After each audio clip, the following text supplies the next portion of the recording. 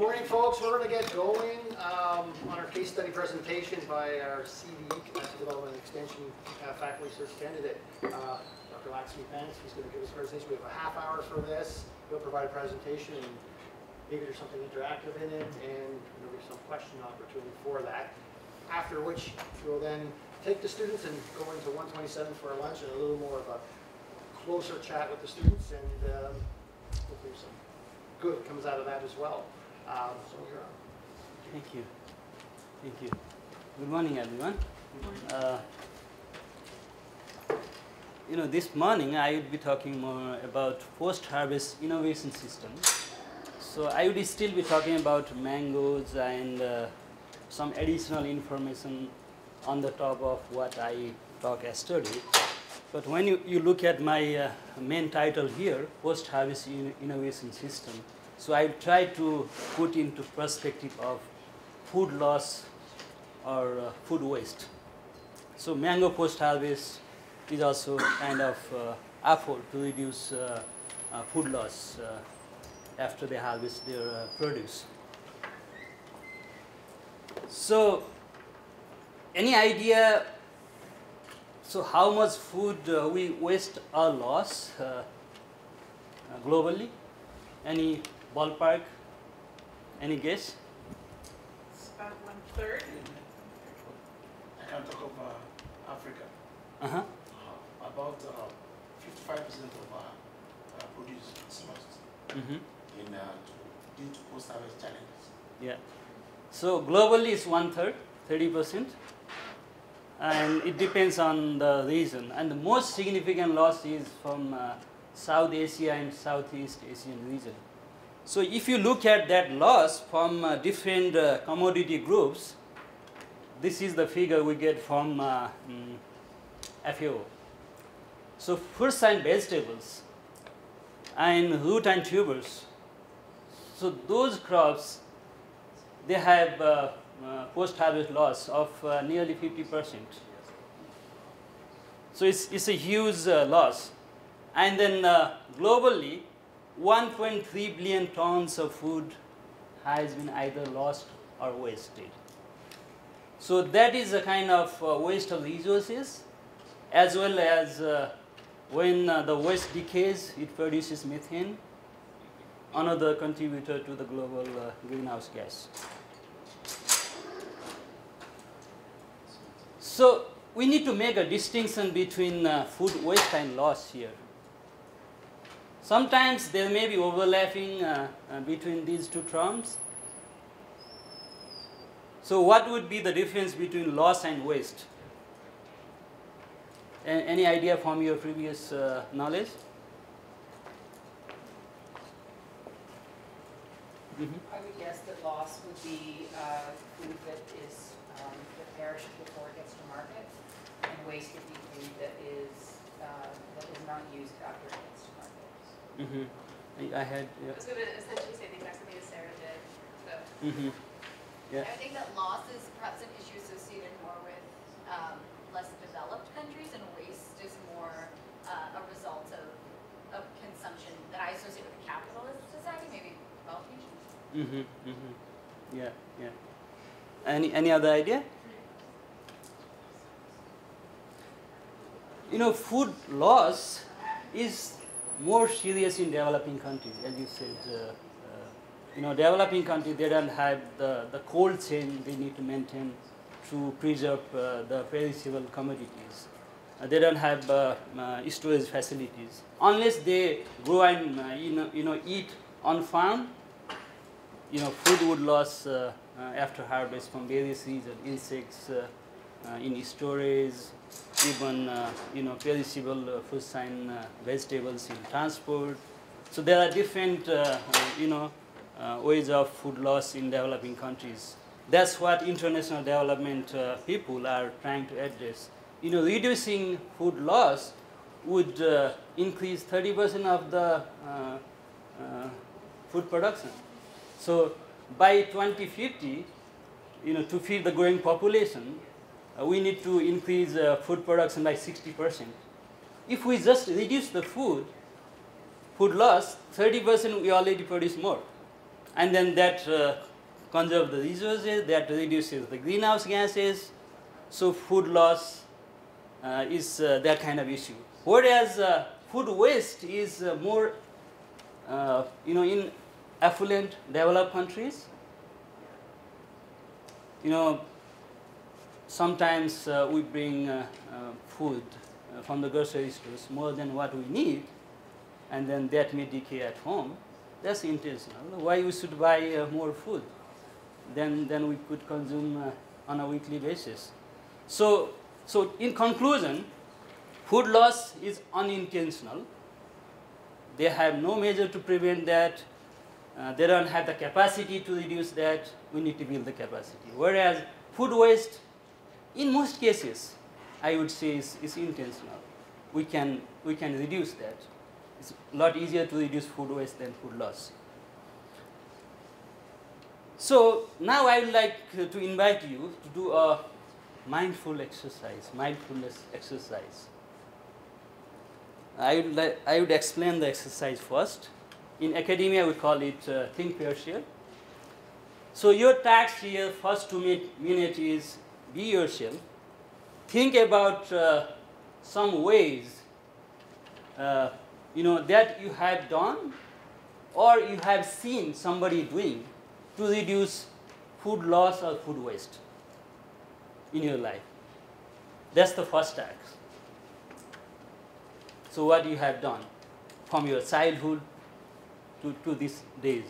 Be mindful of the intensity of food loss we have seen. And the second step is turn to someone next to you and exchange your ideas, share your ideas, and see if there are common interests, common challenges around food waste or food loss. And the third one is I would invite you to report back. And the reporting back would involve 2 aspects. Is that invention, something like fire, we invent fire, or something like innovation? Actually, I think there is a typo there. Other one is innovation. Second one is innovation. Sorry about that.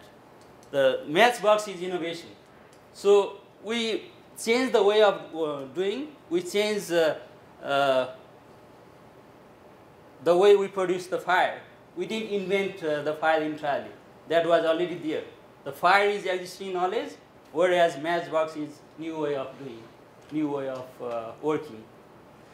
And I would also suggest you to identify if that's technical innovation, process or product innovation, or is it institutional innovation?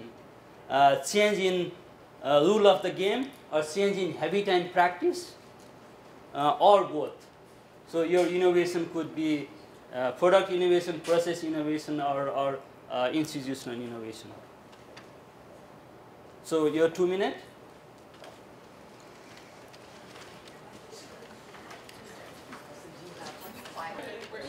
Okay. So how was it? So you had a good discussion? Who would like to volunteer to share your ideas?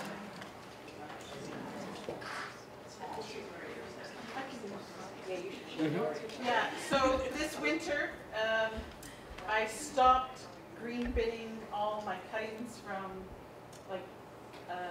lettuce and potato peelings and bread that had gone moldy. And now what I do is it goes into a separate bin and it's frozen. And my sister got chickens this winter, and so we basically created like ice blocks of food for the chickens, and in exchange she gives me eggs. So I'm not buying eggs anymore, and I'm not throwing stuff into the green bin and it's kind of getting smelly and dirty in there, and it's all going to recycle. I don't eat chicken, but these are egg birds anyway, and then it goes into the eggs, and I do eat the eggs. So the innovation is block freezing the waste, so that's not really waste, it's just chicken food. So what kind of innovation is that? Product, process, or institutional? It's a process, for sure. At home, it's a process. It's institutional in the sense that my green garbage isn't going into the Guelph landfill. Okay. It's going to landfill, unfortunately. And it's institutional because I'm not entering the market to buy eggs now. Mm-hmm. So who would like to share the second example? Who is next? Anyone? Okay. Yes, I want to give the example of tomato Tomato. in Africa. Mm-hmm. Before now, during the peak season, when it's out, what we do mainly is that we have a lot of harvest. So in most cases, we try to store the harvest. But now, what you do is, by the time we get it, we grind and mill it. By the time we mill it, we get a bowl. Then we now put groundnut oil on top of the mill tomato. So anytime you now want to use it, you take so as not go fungus on the surface. So what kind of innovation is that? It's technical. Technical. Great. Yes, that's the way you do it. Then So- the other one is yam. For us, the tubers. Yeah. Yeah. For us to cook yam at home, Mm-hmm. look at the number of people Great. at home. Great If it's example. big, Yeah. If you have about 5 people, you are going to take the bigger one. If it's less than, you take the smaller one. If you are sure that you're not going to eat yam, you leave it in the soil. You don't go to harvest. So Yeah. all these things are technical innovation to kind of prevent food loss and waste. Great idea. Any other idea? Mm-hmm. Two things. So I come from a farming community and a family farm as well. And so we have peach trees and nectarine trees. And what's really interesting is when you go to pick them, you have a little tool. And if the peach or nectarine doesn't fit within a certain diameter, they stay on the tree because consumers will buy them. And it's not worthwhile to hire somebody to pick them because there's no market. So after all the fruits are picked, myself and some other farmers who have the same issue will either pick what's left on the trees, which tend to be small and misshapen, and donate it to food banks, or we invite people in from the community to come pick their own because they're just going to rot on the tree at the end of the day. So what would you consider the process? It's a process for sure, but I think it's more so institutional, just changing our habits and recognizing that it tastes the exact same, but it's just consumers won't buy it. Yeah, great example. Yeah. I have a couple, I guess. So one of them would be dumpster diving. So Uh-huh. things that would go into the garbage, I have gone and just, so they're often like a bit questionable, but they're still edible. And then also another one would be, like sometimes in the city, there's lots of edible like there's shrubs and trees that have edible fruits on them, and people don't often know that you can eat them or they don't eat them, and so they just rot and fall on the ground instead of gone and collected them and had like blackberries, raspberries, service berries, rose hips. So there's lots that way as well. Yeah. Yeah, I like your idea about dumpster diving. There's another name called dumpster dining. Same idea. I like that. It's challenging the institutional element we have around food waste. And I have two. The one is when I go to farmers market, that I made up now. And the another one I have a ready-made that I often share in my class. I go to farmers market, and then those apple guys there, I go on the back, I ask for them, do you have some discarded apples? And most often they have the big bag of Amrosa apple or some honey crepes. They are in different shapes and sizes, ugly. When I bring home, it tastes really good and it's cheap. That's one of my innovations. Another one is here, this taro. When I was in grade 6, my parents, they asked me to make this kind of taro stream into 4 vertical space. And then the tool they gave me was very sharp knife. I had to cut 3 times, vertical one, second and third. And then young boy, sharp knife, I came up with my own idea. How about design this kind of tool? I designed this kind of tool and then use wires and then pass this around here and then get the post piece. Safe, quick, and the reason is we had huge production of this kind of vegetables on our farm, and then we couldn't eat that in the season. We had to keep that for dry season, so that we could use in curry or soup. So that kind of innovation I can recall from my childhood, and this would be institutional as well as the product innovation. This is my product. I didn't patent this, and my neighbors could also copy this open source innovation. And institutional innovation in our community, we are supposed to listen our parents. I listen my parents, but in part. I didn't use their tool, but I did their job. So when I finish the lecture, if you are interested to try this tool, amazing innovation, feel free to try that. And these are all measures that we use to reduce food waste. When I define innovation, it's basically putting knowledge into use in the form of technology, practice, or way of working. That's the very basic definition of innovation, very broad and basic. And then I use the highway analogy to define that innovation. In Ontario 400 series highways, the regulative speed is 100 km per hour, but everyone drives 120.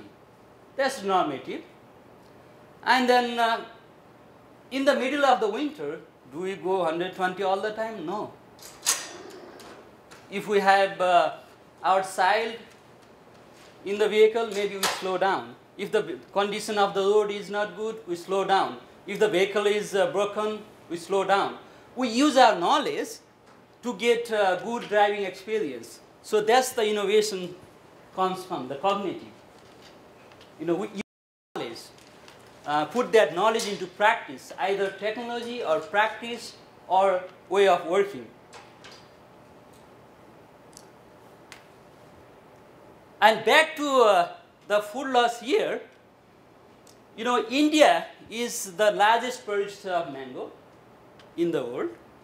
43% of the global mango harvest has been in India, 43%. Whereas the food loss is also very large in India, particularly in mangoes. Why is that happening? Agroecology, perfect. Center of diversity of mango.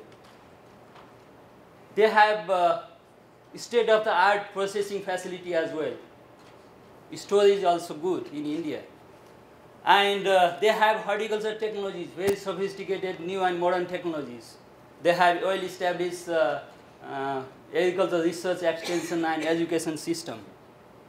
Still, India has huge food loss, in terms of mango. If you just look at the yield, India is lagging behind. Some of the fruits are not suitable to harvest, rotten in the tree. So if you compare the yield in India, the red line here is going down. The yield in Southeast Asian country, that's going up. So that means India is lagging behind in terms of mango production, storage, processing, and reducing the loss. So to address that situation, that problem, they had international help. Defeat, they came down to India and then proposed to work on mango post-harvest. And then they did some scoping studies to identify different mango markets. They look at tariff and non-tariff barriers, quarantine regulations. And then they also did experimental shipment of mango from India to the UK. And then when the mangoes arrived in UK, only 30% of the mangoes were good enough to eat. So 70% mangoes were lost in the transport. 70% food loss. We are talking about the average 50%, 45% loss in fruits and vegetables, but they had 70% loss just in the container. Forget about the loss in farmer's field.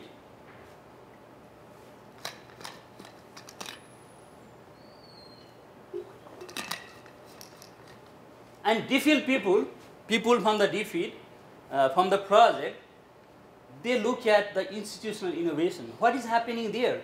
How we could improve the way people interact with each other. How we can bring public, private, profit, non-profit stakeholder together so that farmers could benefit from that huge mango industry. So that was their goal of the project. And farmers were also doing their own effort. They established their farmers organization. It was non-profit.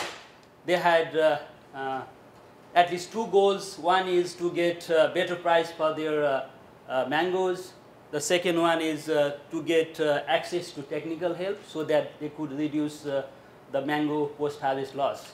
So those were the goals that farmers organizations were trying to address. And overall, the evaluators came down to India and then concluded that the project was not successful. That's a failed project. And then when I went down to do the study, I find several unintended positive outcomes of that project. So if you look at the human face of mango post-harvest, these are the people working on the ground. One 42-year-old woman farmer, she cultivates mangoes on her own land. At least 3 acres, they cultivate mangoes and doing that mango in farmers market, direct marketing, so that they could reduce the mango loss. And then there's another farmer who cultivates 1.5 acres of land where he grows mangoes and vegetables. He also sells his produce in the local farmers market. And then there's another boy here, homeless boy, landless boy, sorry, they at least have home. And then he also sells mangoes in the farmers market. These are the real people working in the field. And direct marketing could be one way to reduce food waste. That was the logic farmers came with. Rather than aiming high to access international market, why don't we access the local market in a better way, direct marketing? And this farmer here, one of the farmers from the Farmers Association, he came up with the idea. They use the processing facilities they develop for export market to supply premium quality mangoes to Indian supermarket.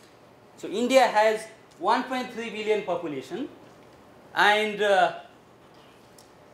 they have emerging middle class, they have emerging supermarkets, and those supermarkets are looking for premium quality mangoes. And then they could supply those mangoes to the local market, local supermarket, and get better price for their produce. And then initially that farmer was labeled as deviant. Well, that facility was for export. Why did you use that for domestic market? How did you convince those policy makers, government officers? Did you do some sort of secret deal with them? And then he had to break the rule for the good intention. So that's how he came up with the idea that, well, we couldn't access the international market, we need to access the local domestic market. And then we have our consumers who also like to eat premium quality mangoes. That goes through processing. Otherwise, Indian mangoes are sold in the local market without any grading and processing. So that was the main argument. And he was labeled as deviant, but he is actually the positive deviant, champion, innovator, innovation worker. There are so many names for this kind of farmer. If you look at the picture there, those 4 guys, they are trying to carry a single tire among 4 of them. But the other guy, He's very smart, innovator, positive deviant, champion. He could, roll that very easily. So that's how the innovators work, come up with new ideas, challenge the regulative and normative institutions, use their knowledge into, practice in the form of technology or practice or any form of new way of doing things. So that's how they innovate. And this would be one way to reduce the mango waste in India. So in conclusion,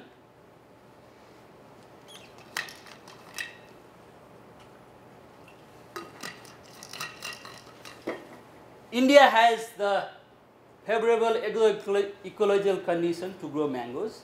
They have the competence in technology, but what is missing is the institutional innovation, something like the innovation that those farmers have done.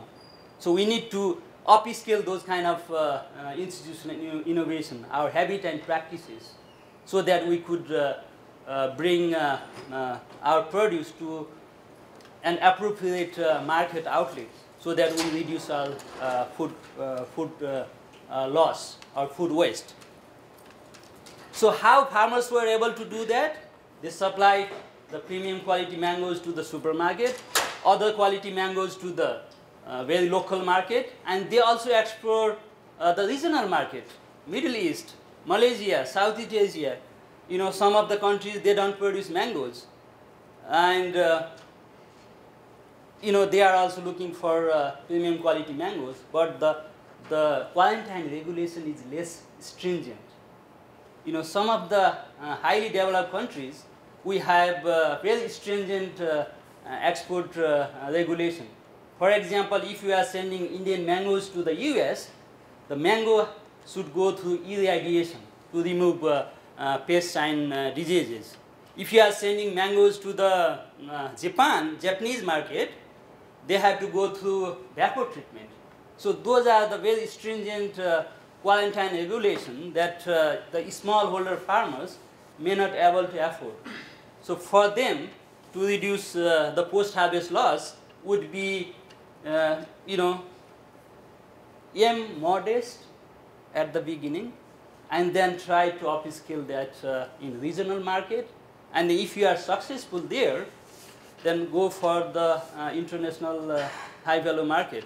So the capacity building we are talking in our program should also think that way. So think small, and then keep building on that.